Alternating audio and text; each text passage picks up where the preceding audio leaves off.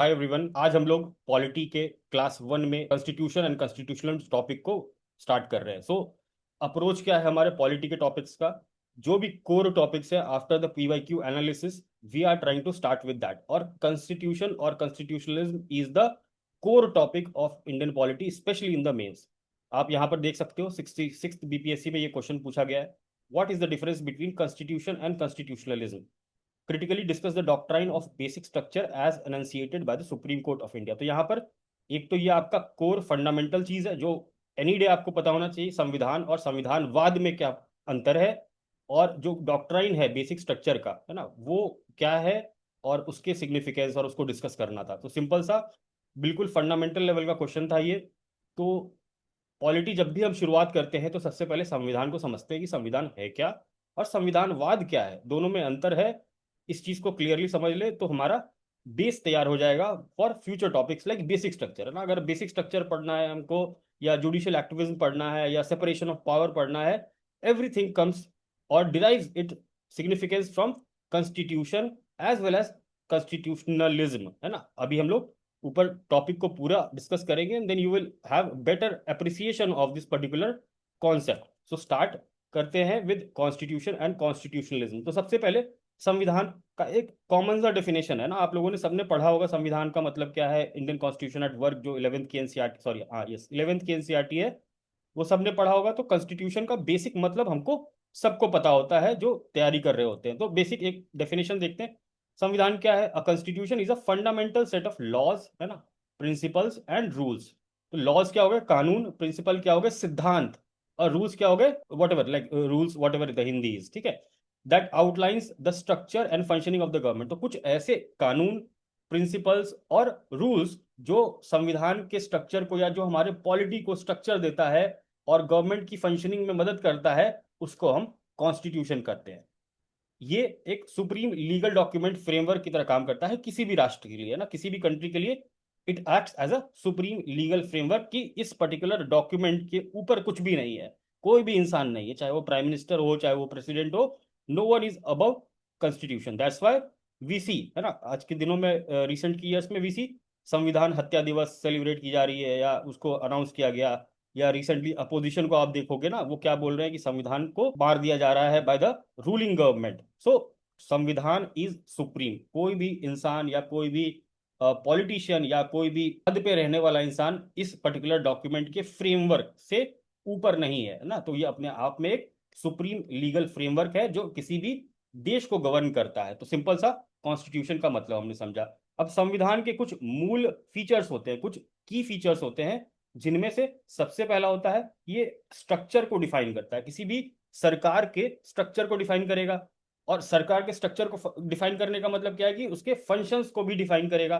तो it lays down how the government will function, सरकारें कैसे चलेंगी। किसी भी देश की सरकार चलाने के लिए हमको कुछ लॉज बनाने पड़ते हैं, कुछ रूल्स बनाने पड़ते हैं, कुछ तरीके बनाने पड़ते हैं। तो संविधान उस चीज को डिफाइन भी करता है ना, defining the roles and power of किस किस का। तो एग्जीक्यूटिव, लेजिस्लेचर और जुडिशरी, तीनों ऑर्गन्स, इनके फंक्शंस को और रोल्स को और पावर को संविधान डिसाइड करता है, या वो बताता है कि हम क्या करें। एग्जीक्यूटिव में कौन कौन आ गया? Everyone knows, president, prime minister, ministers, parliament, state legislative assemblies, है ना। पार्लियामेंट के अंदर राज्यसभा, लोकसभा दोनों आ गई। जुडिशरी में सुप्रीम कोर्ट, हाई कोर्ट, है जो भी हमारा सबऑर्डिनेट कोर्ट्स है।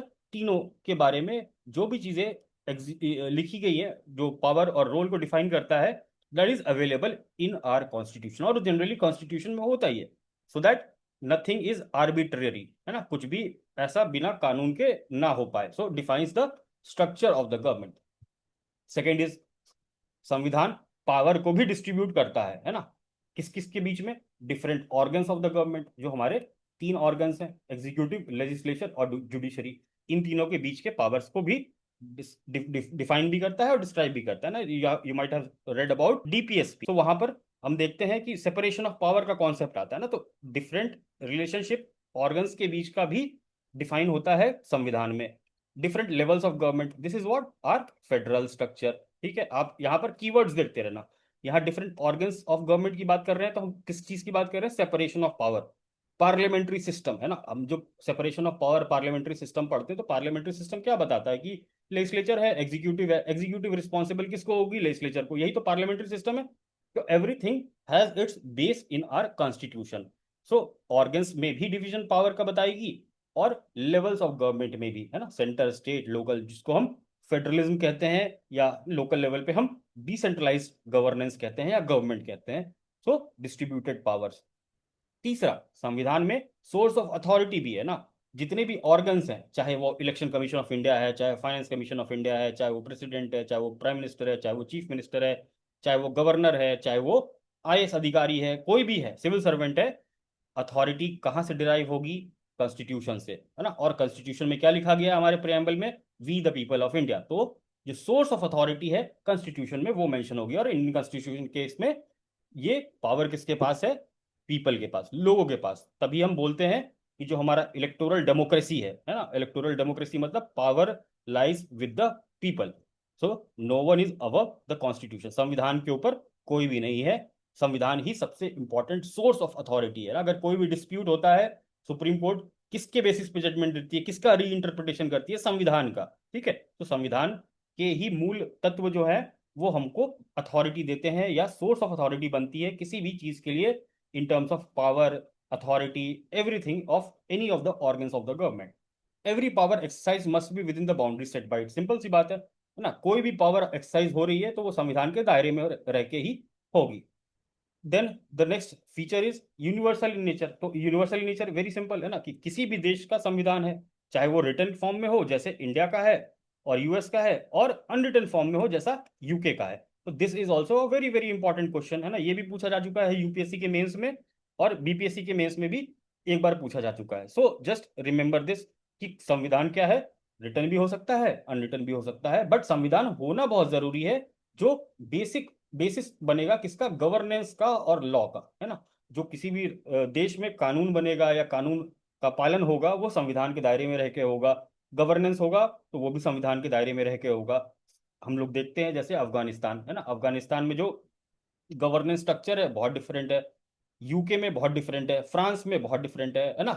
हमारा सेक्युलरिज्म अलग है, फ्रांस का सेक्युलरिज्म अलग है। So this depends upon the nature of our constitution, written है अनरिटन है ना। सो मल्टीपल इंटरप्रिटेशन हो सकते हैं, बट संविधान का होना, एक डॉक्यूमेंट का होना, एक सुप्रीम चीज का होना जिसको सब माने, पूरा देश माने, that is a characteristic of constitution. So संविधान क्या था और संविधान के कुछ मूल फीचर्स क्या हैं, we have discuss this. Now comes the thing constitutionalism. तो जैसे ही हमने देखा किसी भी टर्म में आईएसएम लग जाता है तो इसका मतलब क्या है, ये एक आइडियोलॉजी है ना, कि इंग्लिश में अगर किसी भी शब्द के पीछे आईएसएम लगता है तो वो क्या होती है, आइडियलिज्म, आइडियोलॉजी।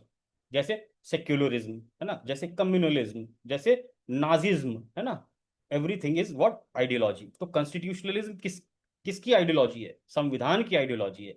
अब केसी वियर के अकॉर्डिंग कॉन्स्टिट्यूशनलिज्म का क्या मतलब है, means government according to rule.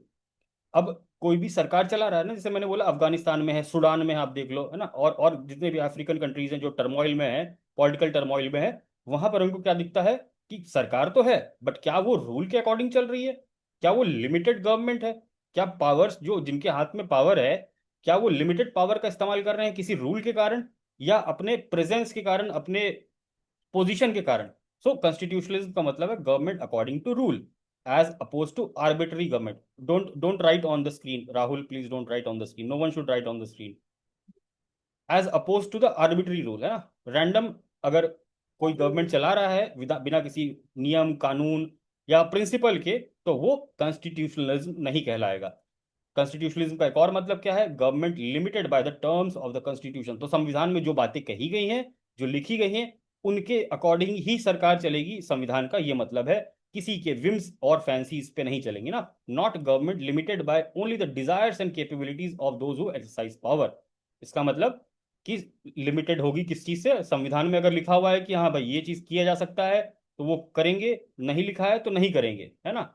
But अगर कोई रूलर ऐसा आ जाए जो इन नियम कानून को माने ना, संविधान को माने ना, तो वो अपने विम्स फैंसीज अपने डिजायर्स के हिसाब से करेगा, है ना, किसी को भी किसी भी पोस्ट पे बिठा देगा, है ना, किसी फाइनेंस का पूरा सिस्टम गड़बड़ा देगा। तो जस्ट रिमेंबर कि कॉन्स्टिट्यूशनलिज्म क्या है, government limited by the terms of the constitution, संविधान आपको रोकता है, लिमिटेड मतलब लिमिट करता है, ठीक है।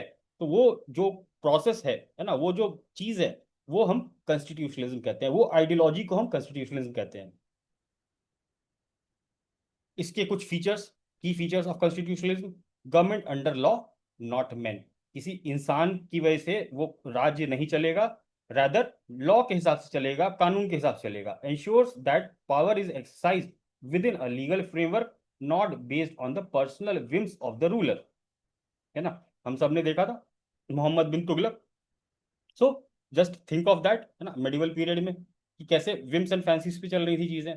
बट जो मॉडर्न सोसाइटी है, जो मॉडर्न हमारा समाज है, जो मॉडर्न कॉन्स्टिट्यूशनल फ्रेमवर्क्स हैं, उसमें लीगल फ्रेमवर्क के अंदर काम करना ही इंपॉर्टेंट है और वही लीगल भी है। So this is the philosophy of constitutionalism and this is one of the feature कि लॉ के अकॉर्डिंग चलेगा, नॉट मेन, है ना। लोग आते जाते रहेंगे बट जो देश चलता है वो किसी लॉ के अकॉर्डिंग चलेगा, कानून के अकॉर्डिंग चलेगा। लिमिटेड गवर्नमेंट, है ना, अगेन एक्सप्लेन कर दिया, it means governments power are limited, तो सरकार के पावर्स लिमिटेड हैं। और लिमिट कौन कर रहा है उस चीज को? संविधान कर रहा है। It can not act beyond those limits, है ना। आप देखते भी हो, अगर एग्जीक्यूटिव है ना, सो सरकार है, वो कौन होती है? एग्जीक्यूटिव। अब एग्जीक्यूटिव के कई सारे ऐसे डिसीजन आपने देखे होंगे जो संविधान के दायरे से बाहर जाते हैं, तो कौन उस पर लिमिट लगाता है? सुप्रीम कोर्ट लोग अप्रोच करते हैं और वहां पर क्या होता है, सुप्रीम कोर्ट बोलता है this is against the basic structure doctrine. Basic structure क्या है? वो कॉन्स्टिट्यूशन लिमिटिंग फैक्टर है ना। जो कॉन्स्टिट्यूशन लिमिट करता है किसी भी चीज को, वो basic structure doctrine supreme court ने डिसाइड किया। सो सी, गवर्नमेंट्स पावर्स आर लिमिटेड। और लिमिट कौन कौन कर सकता है? संविधान में अगर ब्लैंक लिखा हुआ है कि भाई आर्टिकल 19 है, इसमें फ्रीडम ऑफ प्रेस है, बट सरकार क्या कर रही है? प्रेस पे कंट्रोल कर रही है संविधान के बियॉन्ड जाके, तो वो डायरेक्ट वायलेशन है फंडामेंटल राइट का। सरकारें वैसा नहीं कर सकती और कई सारे कानून सरकार को वापस लेने पड़ते हैं ना। हमने रिसेंट टाइम्स में देखा, फार्मर्स लॉ भी था, और जो हमारा डिजिटल डेटा प्रोटेक्शन एक्ट आया था उसको भी बाद में जेपीसी में सेंड किया गया, बिकॉज देयर वाज अपोजिशन, और उसमें फियर था कि गवर्नमेंट अपने पावर्स को अनलिमिटेड वे में एक्सरसाइज करना चाहती है बियॉन्ड द कॉन्स्टिट्यूशनल मोरालिटी, है ना। कॉन्स्टिट्यूशनल मोरालिटी भी हम लोग देखेंगे कि टर्म है, वो भी चीज अभी समझ लें आप लोग। कॉन्स्टिट्यूशनल मोरालिटी भी जो गवर्नमेंट या सुप्रीम कोर्ट ने कॉइन किया है, वो भी इंडिकेट करती है कि जो गवर्नमेंट है वो लिमिटेड है ना। वो लिमिट कर रही है कॉन्स्टिट्यूशनल के मोरालिटी, संविधान के नैतिकता के हिसाब से। सो अगेन, ये सारे टर्म्स आपके कॉन्स्टिट्यूशनलिज्म से ही आ रहे हैं, इसी फिलॉसफी से आ रहे हैं। चाहे आप बेसिक स्ट्रक्चर डॉक्ट्राइन की बात कर लो, जैसे हमने 66 में नीचे क्वेश्चन देखा था, उसमें कॉन्स्टिट्यूशन कॉन्स्टिट्यूशनलिज्म के बीच में डिफरेंस पूछा, और उसके बाद वो बोल रहा है ये बेसिक स्ट्रक्चर डॉक्ट्राइन बताओ। तो वो आ कहाँ से रहा है? वो बीएसडी का जो आइडिया है वो कहाँ से आ रहा है? वो ये इससे आ रहा है, इस फिलॉसफी से आ रहा है, इस आइडियोलॉजी से आ रहा है, कॉन्स्टिट्यूशनलिज्म की। लिमिटेड है सरकार, है ना। सिमिलरली जो हमने ये देखा कॉन्स्टिट्यूशनल मोरालिटी, वो भी एक टर्म है, उसको भी हम इसी दायरे के अंदर देखेंगे। तो कभी अगर टर्म ऐसा पूछ ले कि give a short notes on the constitutional morality concept explain by the supreme court या propounded by the supreme court, तो ऐसे हमको सरप्राइज नहीं होना कि क्वेश्चन कहाँ से आ गया, है ना। वो इसी पर्टिकुलर टॉपिक से आ रहा है और ये टॉपिक आपके प्रीवियस ईयर क्वेश्चन में पूछा गया है ना। तो जस्ट बी कॉशियस कि हमको जो भी कीवर्ड्स दिए गए हैं सिलेबस में, हम उस पर अच्छी पकड़ बना लें, समझ में भी और कंटेंट में भी। तो content part I am doing, और समझ part also we are trying to do in this particular lecture. और क्या फीचर्स हो सकते हैं कॉन्स्टिट्यूशन के? अब सरकार चूंकि लिमिटेड है ना, पावर उसके पास अनलिमिटेड नहीं है, तो इसका मतलब चेक्स एंड बैलेंसेस पे भी सरकार चलेगी, है ना। जो एग्जीक्यूटिव है उस पे चेक्स एंड बैलेंसेस भी लगेगा। तो it provides restrictions and controls on the powers of, किस किस के पावर्स पे? लेजिस्लेचर, जो पार्लियामेंट है उसके पावर पे भी ये है, चेक्स एंड बैलेंस है। एग्जीक्यूटिव, इसके भी पावर्स लिमिटेड है ना। दोनों के पावर्स लिमिटेड है, किसके द्वारा? कॉन्स्टिट्यूशन, है ना। हमने अमेंडमेंट प्रोसेस पढ़ा, है ना। अमेंडमेंट प्रोसेस में बताते हैं स्पेशल मेजोरिटी से ऐसे पास होगा और सिंपल मेजोरिटी से ऐसे पास होगा। तो वो क्या कर रहा है? आपको लिमिट कर रहा है ना, कि अगर आपको इस तरीके का अमेंडमेंट करना है जिससे कि पूरा स्ट्रक्चर चेंज होने वाला है देश का, उसके लिए आपको क्या चाहिए? Special majority. लिमिट कर रहा है आपको, आपको रोक रहा है कि आपके पास ये नहीं कि ब्रूटल मेजोरिटी है लोकसभा में तो आप कोई भी कानून पास कर दें अंडर सिंपल मेजोरिटी, है ना। आपको राज्यों का भी उसमें हस्तक्षेप लेना पड़ेगा, है ना। You have to consult them also, उनके भी जो स्पेशल मेजोरिटी के प्रोविजंस है उसके तहत उनके स्टेट लेजिस्लेटिव असेंबली से भी वो चीज पास होनी चाहिए, तभी वो जाके कानून बन पाएगा ना। सो जस्ट सी कि कैसे चीजें आगे वाले कॉन्सेप्ट से इंटरलिंक हो रही है, और everything comes from these two basic concept called constitution क्या होता है और संविधानवाद क्या होता है, कॉन्स्टिट्यूशनलिज्म। तो checks and balances, so neither, so that neither becomes uncontrolled not arbitrary, है ना, दोनों में से लेजिस्लेचर एग्जीक्यूटिव दोनों अनकंट्रोल्ड ना हो जाएं, जैसा कि हम देखते हैं ना, अगर हम इमरजेंसी के पीरियड की बात करें तब भी अनकंट्रोल्ड हुआ था, और आज के दौर में भी हम थोड़ा बहुत अनकंट्रोल देख रहे हैं ना। So checks and balances provide करती है ये संविधान की फिलॉसफी। रूल ऑफ लॉ, अगेन कानून का राज चलेगा, everyone including those in power, जो पावर के पोजीशन में है, must act according to the law, चाहे वो चीफ जस्टिस ऑफ इंडिया हो, चाहे प्रेसिडेंट ऑफ इंडिया हो, चाहे वो नेवी के चीफ हो, चाहे आर्मी के चीफ हो, कोई भी जो संवैधानिक पद पे बैठा हुआ है, जो भी सिविल सर्वेंट है, सबको किस दायरे में काम करना होगा, अकॉर्डिंग टू द लॉ, कानून और कॉन्स्टिट्यूशन। तो अगर सरल भाषा में समझें, सिंपल वर्ड्स में, constitutionalism means that the government must operate with in the boundaries of the constitution, संविधान के दायरे में रहकर अगर सरकार ऑपरेट करती है तो वो कॉन्स्टिट्यूशनलिज्म की फिलॉसफी को एग्री करती है ना, जिसमें लीगल लिमिट्स हो, लीगल लिमिट्स कानूनी आपके लिमिट्स तय किए गए हो, उसमें जवाबदेही हो, अकाउंटेबिलिटी हो, और जिसमें पावर का बैलेंस हो, है ना। पावर का बैलेंस मतलब अगर लेजिस्लेचर के पास ज्यादा पावर आ जाए तो एग्जीक्यूटिव क्या हो जाएगी, कमजोर, है ना। अगर एग्जीक्यूटिव के पास ज्यादा पावर आ जाए तो लेजिस्लेचर क्या हो जाएगी, कमजोर। एनजेएसी जो था हमारा, नेशनल जुडिशियल अकाउंटेबिलिटी बिल, है ना, जिसमें कोलेजियम के अपॉइंटमेंट की बात की गई थी, वो चीज किस बेसिस पे निरस्त की गई थी, इसी बेसिस पे, है ना, सुप्रीम कोर्ट ने इसी बेसिस पे इसको निरस्त किया था कि balance of power should not be tilted towards the executive, है ना, एग्जीक्यूटिव और लेजिस्लेचर, बिकॉज जुडिशरी का अपना फंक्शन है, अपना रोल है, और वो चीज भी संविधान में दी गई है। ठीक है, सो सिंपल वर्ड्स में हम समझ गए कि कॉन्स्टिट्यूशन क्या है, कॉन्स्टिट्यूशनलिज्म क्या है, और संविधान के अलावा सुप्रीम कोर्ट ने ये जो इसका कॉन्स्टिट्यूशनलिज्म का प्रिंसिपल है, सिद्धांत है, इसको अपने लैंडमार्क केस में एक्सप्लेन किया था, Rameshwar Prasad versus union of India 2006।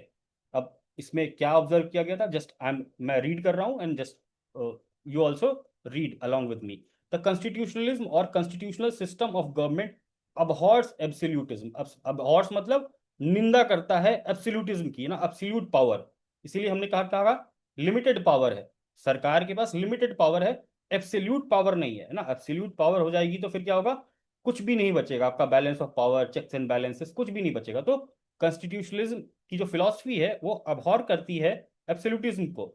It is premised on the rule of law, किस चीज पे बेस्ड है ये particular philosophy, rule of law पे, कानून का राज, in which subjective satisfaction is substituted by objectivity, मतलब सब्जेक्टिव सेटिस्फैक्शन को हटा के रूल ऑफ लॉ में ऑब्जेक्टिविटी लाया गया ना। कानून ये कहता है, चाहे वो एक नेता का बेटा कुछ अपराध करे, चाहे आम जनता अपराध करे, दोनों के लिए क्या होगा, सजा सेम होगी। तो उसमें सब्जेक्टिविटी को हटा के, है ना, सब्जेक्टिव सेटिस्फैक्शन को हटा के ऑब्जेक्टिविटी पे फोकस किया गया है रूल ऑफ लॉ में और कॉन्स्टिट्यूशनलिज्म में, provided by the provisions of the constitution itself. तो संविधान के अंदर ये बात कही गई है कि जो भी हमारे नियम कानून स्ट्रक्चर प्रोसेस होगा, सब चीज ऑब्जेक्टिविटी पे बेस होगी। ये नहीं कि आज कोई रूलर आया, उसने अपने मन से सब्जेक्टिवली सेटिस्फैक्शन के हिसाब से उस चीज को बदल दिया, नहीं, आपको रीजंस बताने होंगे, आपको लॉजिक बताने होंगे, आपको जनता के बीच जाना होगा, है ना, आपको पॉलिसी फॉर्मुलेशन जब कर रहे हैं तो आपको कंसल्टेशन करना होगा ना। तो वो सब्जेक्टिविटी को हटा के ऑब्जेक्टिविटी को लाना है कि हाँ ये चीज होगी तो क्यों होगी, है ना, इसके फायदे क्या हैं, इसके नुकसान क्या हैं, है ना, सारी चीजों को देखते हुए जब हम कॉन्स्टिट्यूशन को बनाते हैं या कोई कानून बनाते हैं तो वो कॉन्स्टिट्यूशनलिज्म की फिलॉसफी पे काम कारगर होता है ना। So this is the key observation of the supreme court in this particular case. अब इससे मीनिंग क्या है, अवॉइड्स एब्सोल्यूटिज्म का मतलब क्या है, clearly held that Indian constitutional system rejects arbitrary और एब्सोल्यूट पावर ना, आर्बिट्री एब्सोल्यूट पावर को रिजेक्ट करता है, इसका ये मतलब है। Rule of law, decisions must be based not on personal whims, है ना, पर्सनल विम्स का मैंने मतलब समझा दिया। सब्जेक्टिव सेटिस्फैक्शन कि आज प्रधानमंत्री मोदी का कुछ मन हो रहा है तो आज वो कुछ कर दे, है ना, कल को कोई और आ जाए तो वो भी कुछ कर दे, है ना, रैंडम, है ना, not without any logic, without any respect for the constitution. So these are not allowed in the definition of constitutionalism. संविधान तो होगा आपके पास, बट क्या आप संविधानवाद की फिलॉसफी पे चल रहे हो कि नहीं, ये ज्यादा इंपॉर्टेंट है। तो संविधान तो जरूरी है ही है, संविधान तो किसी के पास भी है, नेपाल के पास भी होगा, बांग्लादेश के पास भी होगा, लेकिन क्या संविधानवाद है, क्या आपने जो डॉक्यूमेंट बनाया क्या आप उसके अकॉर्डिंग राज्य को चला रहे हो, देश को चला रहे हो। तो दैट इज इंपॉर्टेंट ना, संविधानवाद ज्यादा इंपॉर्टेंट है हमारे लिए, और संविधानवाद के अंदर ही सारी बात की गई है, checks and balances, parliamentary system, judicial review, है ना, These things are all part of the philosophy of this constitutionalism. तो rule of law is clear, meaning क्या था हमारा. Then upholding constitutionalism. This judgment reinforces the idea that all actions of the state must conform to constitutional provisions. तो article 13 में भी हमने ये बात देखी ना कि अगर कोई फंडामेंटल राइट है ना, जो जो स्टेट उसको डिनाई कर रहा है या उसको like it is not following that particular thing, तो वो अपने आप में क्या हो जाता है, निरस्त हो जाता है. It becomes void, null and void. Just go and see the core of article 13 once. तो आपको एक बार ये समझ में आएगा कि जो भी सरकार एक्शन लेती है वो संविधान के दायरे में होना चाहिए, ट्रांसपेरेंसी मेंटेन करनी चाहिए, अकाउंटेबिलिटी होनी चाहिए और उसकी लीगैलिटी भी होनी चाहिए, है ना. इन एसेंस जो सुप्रीम कोर्ट का जजमेंट था, the case serves as judicial validation of constitution. तो जुडिशरी भी इस कंसेप्ट को वैलिडेट की है अपने इस पर्टिकुलर जजमेंट से, emphasising that no authority is above the constitution. कोई अथॉरिटी संविधान के ऊपर नहीं है. Power must be exercise lawfully and justly, है ना, जस्ट होना चाहिए कोई भी लॉ. डिफरेंस बिटवीन, अब हमारे पास अगर क्वेश्चन आ जाता है कि difference between constitution and constitutionalism, तो हम सेम चीज को इन अ टेबुलर फॉर्मेट भी लिख सकते हैं ना. These are like pointers. अगर आपको इन टेबल फॉर्म में लिखना हुआ, स्पेस बचाने के लिए शॉर्ट आंसर में पूछा, तो you can just use this particular format और यहां से हम अपने आंसर्स को प्रिपेयर कर सकते हैं. तो यहां पर एस्पेक्ट देखते हैं कॉन्स्टिट्यूशन और कॉन्स्टिट्यूशनलिज्म. डेफिनेशन, जस्टिस कूली के according fundamental law of the state containing principles upon which the government is founded. Simple, हमने कॉन्स्टिट्यूशन का डेफिनेशन देखा कि कुछ fundamental supreme law of the land है जिसके अकॉर्डिंग देश चलता है.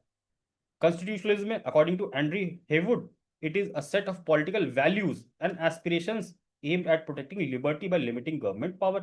तो हम बोल रहे हैं कि गवर्नमेंट का पावर लिमिटेड है. इसका मतलब हम किस चीज के लिए किस चीज की तलाश में है ना, हम लिबर्टी की तलाश में है, हम आजादी की तलाश में है कि जो सिटीजन्स हैं उनको भी आजादी मिलनी चाहिए. नहीं कि जो रूलिंग क्लास है सिर्फ वही अनरिस्ट्रिक्टेड पावर का इस्तेमाल करे और जो मन चाहे करे. There is limitation. Every individual, every citizen has that particular liberty. नहीं कि सरकार आई आज बुलडोजर चला के चली गई, है ना, कुछ भी आपने बोल दिया. We have seen in last 2-3 years कि यू सी बुलडोजर जस्टिस, है ना. We talk in ethics in that context कि जो बुलडोजर जस्टिस था क्या था, against the value of constitution. कि अगर आपने कुछ गलत किया है तो वो आप न्यायपालिका में जाइए. आप सरकार सीधा बुलडोजर चला दे रही है बिना किसी समझ के, तो that was against the constitutionalism. ठीक है, तो यहां पर क्या बोल रहे हैं, पॉलिटिकल वैल्यूज. ये क्या है, पॉलिटिकल वैल्यू है ना. एंड एस्पिरेशन, जो एस्पिरेशन है कि यहाँ सरकार कैसे चलनी चाहिए या देश कैसे चलना चाहिए, संविधानवाद पे. संविधानवाद में बहुत सारे वैल्यूज हैं. वैल्यूज क्या क्या है, जस्टिस, लिबर्टी, इक्वालिटी, फ्रेटर्निटी, जो हम प्रियम्बल में पढ़ते हैं. तो ये सारे के सारे अप्लाई होते हुए दिखने भी चाहिए हमको, है ना, इन ऑपरेशन ऑफ द गवर्नमेंट. तो डेफिनेशन इज क्लियर दोनों की. नेचर क्या है, अभी क्या है, लीगल डॉक्यूमेंट है या स्ट्रक्चर है ना. कॉन्स्टिट्यूशन क्या होता है, लीगल डॉक्यूमेंट. हमने किताब देखी है, उसमें सारा स्ट्रक्चर दिया हुआ है, चैप्टर 1, चैप्टर 2, एग्जीक्यूटिव, लेजिस्लेचर, है ना, सारी चीजें यहाँ पर स्ट्रक्चर्ड वे में दी हुई. Lays down the procedure, powers and duties of the government institution. जो सरकारी संस्थाएं हैं, एग्जीक्यूटिव, लेजिस्लेचर, जुडिशरी, तीनों के स्ट्रक्चर, पावर और प्रोसीजर्स को डिफाइन करता है कॉन्स्टिट्यूशन. लेकिन ये क्या है, आइडियोलॉजी है, फिलॉसफी है. आईएसएम मैंने बोला, आईएसएम क्या होती है, आइडियोलॉजी होती है या फिलॉसफी होती है जो इंश्योर कर रहा है कि गवर्नमेंट ऑपरेट करे अपने संविधानिक दायरे में. तो नेचर हो गया इन दोनों में. फंक्शंस, इसका काम है इंस्टीट्यूशन को इंस्टीट्यूशन को स्टैब्लिश करना. जैसे भाई अभी बोला पार्लियामेंट है, पार्लियामेंट में क्या है, लोकसभा है, राज्यसभा है ना, ये इंस्टीट्यूशन बिल्डिंग है. यहाँ पर इलेक्शन कमीशन ऑफ इंडिया है, फाइनेंस कमीशन ऑफ इंडिया है. तो ये क्या है, संविधान इंस्टीट्यूशंस बना रहा है और आउटलाइन कर रहा है उनके रोल्स, पावर्स, फंक्शंस. बोला कि आर्टिकल 74 में प्रधानमंत्री ये करेंगे, 75 में ये करेंगे, है ना. तो वो आउटलाइन कर रहा है आपके पावर को और स्ट्रक्चर को. बट यहां पर क्या है, ensures that those powers are used in a controlled, lawful and accountable manner. तो यहां पर आगे की बात हो रही है, फिलॉसफी की बात हो रही है कि भैया आपने पावर और स्ट्रक्चर सब खड़ा कर दिया, है ना, बट वो अब चलेगा कैसे, चलाने वाला उसको क्यों चला रहा है और कैसे चलाएगा, वो है कंट्रोल्ड, लॉफुल और अकाउंटेबल मैनर में. आप कुछ भी नहीं कर सकते, आपको अकाउंटेबिलिटी भी तय करनी है ना. सो कॉन्स्टिट्यूशनलिज्म फिलॉसफी की बात करता है. Symbolism, symbol of organisation and structure of the state. हम सिंपल सी बात है, अगर हम स्ट्रक्चर की बात करें तो हम क्या बोलते हैं कि हमारे संविधान में हमारा जो फेडरल स्ट्रक्चर है वो क्या है, क्वासी फेडरल है. हमारा heavy tilt toward the centre है, तो वो स्ट्रक्चर बता रहा है. लेकिन यहाँ पर symbol of liberty, limited government and accountability, यहाँ पर सिंबल क्या हो जाएगा अगर हम फेडरल का मॉडल ले लें तो, कि राज्य सरकार को कितनी पावर सही में मिल रही है ना? क्या जो सेंट्रल गवर्नमेंट है वो एक्सेस पावर यूज नहीं कर रही है अगेंस्ट द स्टेट गवर्नमेंट? जैसे हम कई सारे अपोजिशन रूल स्टेट्स में देखते हैं कि central government has taken over the power through governor, है ना, जो हम गवर्नर वाले कॉन्फ्लिक्ट में पढ़ेंगे। सो यहाँ पर वो चीज भी देखनी पड़ती है कि संविधान में तो लिखा है कि भाई स्टेट का रोल अलग है, स्टेट का पावर ये है, सेंटर का पावर ये, क्लियर आर्टिकल्स में लिखा हुआ है। बट क्या वो एक्चुअल में फॉलो हो रहा है कि नहीं? वो लिबर्टी मिल रही है कि नहीं राज्य सरकारों को? वो लिमिटेड गवर्नमेंट है कि नहीं सेंट्रल गवर्नमेंट की, है ना? वो अकाउंटेबिलिटी है कि नहीं है? So these things are what part of constitutionalism. Existence in dictatorship, अब ये बोल रहा है कि जो डिक्टेटरशिप वाले स्टेट्स हैं, जैसे नाजी जर्मनी था, तो वहां भी संविधान था। आज भी मैंने बोला सूडान में भी मिलेगा आपको संविधान, आपको और जितने भी कॉन्फ्लिक्टिंग रीजन यहाँ पर भी देख लो, आप वेनेजुएला में देख लो, वहां पर भी आपको मिलेगा। बट क्या वहां पर सही में उस चीज को फॉलो किया जा रहा है कि नहीं? नेपाल में भी आपने देखा संविधान था, क्या हो गया, है ना? सो जस्ट सी किस तरीके का रूल पास किया गया, किस तरीके का कि सारे सोशल मीडिया को बैन कर दिया, है ना? बट यू सी कि क्या हुआ वहां पर, संविधान होने के बावजूद भी तो डिक्टेटरशिप में भी कॉन्स्टिट्यूशन की मौजूदगी है। बट संविधानवाद जो डिक्टेटरशिप में इस चीज को अलाउ नहीं किया जाता, बिकॉज डिक्टेटरशिप में पावर आर्बिट्री है ना? जिसको मन चाहे वो कर दे, जिसको मन चाहे जब लॉ पास कर दे। तो ये चीज कॉन्स्टिट्यूशनलिज्म के फिलॉसफी के अगेंस्ट है। तो अगर हम किसी भी चीज को जज करें तो हमको संविधानवाद की फिलॉसफी को भी देखना पड़ेगा ना, कि उसकी आइडियोलॉजी क्या है, क्या वो एप्लीकेबल हो रहा है कि नहीं रियल टाइम सिनारियो में जो हमारा संविधान है। So this is about existence in dictatorship. Value orientation, अब वैल्यू में क्या है संविधान में? It reflects the values and belief of the country. संविधान में क्या लिखा है भाई? Liberty, equality, fraternity. क्या हमको मिल रहा है क्या? आप घर से निकलो जाके, आपको दिख रहा है क्या बिहार में गरीबी मिट गई, इक्वालिटी आ गई, फ्रेटर्निटी हो गई, रोज दंगे हो रहे हैं? क्या वो सरकार उसमें इन्वॉल्व नहीं होती या गवर्नमेंट ऑफिशियल्स इन्वॉल्व नहीं होते? ठीक है। सो संविधान में बहुत अच्छी अच्छी बातें लिखी गई हैं, सारी आइडियल बातें लिखी गई हैं, लेकिन क्या वो रिफ्लेक्ट हो रही है फिलॉसफी और स्पिरिट में? This is about constitutionalism. तो वैल्यू ओरिएंटेशन, तो वैल्यू यहाँ पर लिखी गई है, लेकिन वैल्यू को कितना पालन किया जा रहा है वो अगर हम चेक करें तो वो संविधानवाद की फिलॉसफी बताती है। देन पावर डिस्ट्रीब्यूशन मे और may not provide effective distribution of power. तो हमारे संविधान में पावर का डिस्ट्रीब्यूशन है ऑलरेडी संविधान में। बट यहाँ पर संविधानवाद क्या बोल रहा है, कॉन्स्टिट्यूशनलिज्म क्या बोल रहा है, कि आपका जो पावर होना चाहिए या पावर का डिस्ट्रीब्यूशन होना चाहिए, उसमें एक चेक्स एंड बैलेंस होना चाहिए। कि अगर कई बार है ना, जैसे हम एग्जीक्यूटिव लेजिस्लेचर की बात कर ले, पार्लियामेंट्री सिस्टम ऑफ गवर्नमेंट की बात कर ले, तो हमने सिंपल सी बात समझी है कि पार्लियामेंट्री सिस्टम ऑफ गवर्नमेंट क्या है? Executive is responsible to legislature. जो सरकार है, सरकार मतलब एग्जीक्यूटिव, तो वो रिस्पॉन्सिबल किसको होंगे? लेजिस्लेचर को। और एग्जीक्यूटिव के जो मेंबर्स हैं, जैसे पार्लियामेंट, जैसे हमारे प्राइम मिनिस्टर हैं और जो भी हमारे मिनिस्टर्स हैं, वो सब किसके पार्ट होते हैं? लेजिस्लेचर के। तो both are there, but there should be checks and balance. कि अभी सरकार कोई कानून लेके आई तो लेजिस्लेचर इतना स्ट्रांग होना चाहिए कि उस कानून पे विरोध ला सके, है ना? अदरवाइज तो अनलिमिटेड पावर है सरकार एग्जीक्यूटिव के पास, वो कुछ भी कर सकती है। तो संविधानवाद ये बोलता है कि पावर तो डिस्ट्रीब्यूट है, लेकिन उस पावर पे क्या चेक्स एंड बैलेंस है कि नहीं है रियल में, है ना? अपोजिशन कितना स्ट्रांग है हमारे पास, है ना? बिकॉज एक पावर चेक वहां से भी आता है। हमारा सुप्रीम कोर्ट कितना इंडिपेंडेंट है ना, जो अभी हम सुप्रीम कोर्ट या जस्ट जुडिशरी वाले चैप्टर्स पढ़ेंगे, तो वहां पर हम इन चीज की बात करेंगे, इंडिपेंडेंस ऑफ जुडिशरी। तो वहां पर चेक्स एंड बैलेंसेस की बात करते हैं through the proper separation and dispersion of power. Power disperse होनी चाहिए, है ना, एक जगह इकट्ठी नहीं होनी चाहिए पावर। तो इन समरी, कॉन्स्टिट्यूशन रिटर्न है, लॉ है, कॉन्स्टिट्यूशनलिज्म स्पिरिट है, उसकी आत्मा है ना? संविधान की आत्मा है, that ensures that law is not misused. Conclusion: while a constitution provides the legal structure of governance, constitutionalism ensures the power is exercised within limits to safeguard liberty, accountability, rule of law. Constitution without constitutionalism can lead to authoritarianism, है ना? तो ये अगर constitution हो लेकिन संविधानवाद की philosophy को follow ही ना किया जाए, तो वो किस चीज को जन्म दे देगा? अथॉरिटेरियनिज्म। वे अथॉरिटेरियनिज्म बोल लो, डिक्टेटरशिप बोल लो, whatever it is, wherever. Where constitutionalism transforms constitutionalism, लेकिन अगर है तो वो एक संविधान को लिविंग, फंक्शनल और डेमोक्रेटिक इंस्ट्रूमेंट ऑफ गवर्नेंस में कन्वर्ट कर देता है। संविधान है, लेकिन अगर संविधानवाद की फिलॉसफी को अपनाया गया अच्छे से, है ना, तो वो जो संविधान है उसको किसमें कन्वर्ट कर देगा? एक लिविंग, एक जीवंत डॉक्यूमेंट में, एक फंक्शनल, है ना? फंक्शनल मतलब कि चीज तो है मौजूद हमारे पास, कॉन्स्टिट्यूशन में सब लिखा हुआ है बढ़िया बढ़िया बातें, लेकिन वो क्या फंक्शनल है कि नहीं है रियल लाइफ में, रियल सिनारियो में? उस चीज को ये जीवंत कर। तो यहां तक हमने समझ लिया। अब जो कंक्लूजन में है, यहाँ पर एक सुप्रीम कोर्ट की लाइन है, अगर आपको याद रखना हो आप ये भी याद रख सकते हो। To write in your conclusion, अगर कभी आ जाता है तो हम ये सारे कीवर्ड्स, ये सारे एनालिसिस को यूज करेंगे और अपना एक छोटा सा कंक्लूजन फ्रेम करेंगे, डिपेंडिंग अपॉन कि शॉर्ट आंसर पूछ रहा है या लॉन्ग आंसर पूछ रहा है। और ये सारे कीवर्ड्स जो है आप कहीं भी यूज कर सकते हो ना। If you are getting a flavour of language, political language का आपको फ्लेवर एक बार आने लग जाए, तो आप खुद से भी स्टेटमेंट्स बना सकते हो ना। In the upcoming lectures we will see different kinds of introduction, conclusion, और जो प्रीवियस ईयर क्वेश्चन की किताब है उसमें भी टू द पॉइंट कंक्लूजन्स लिखे गए हैं। As observe by the supreme court in Rameshwar Prasad case, जो हमने ऊपर बात की थी, कॉन्स्टिट्यूशनलिज्म abhors, निंदा करता है एब्सोल्यूटिज्म की।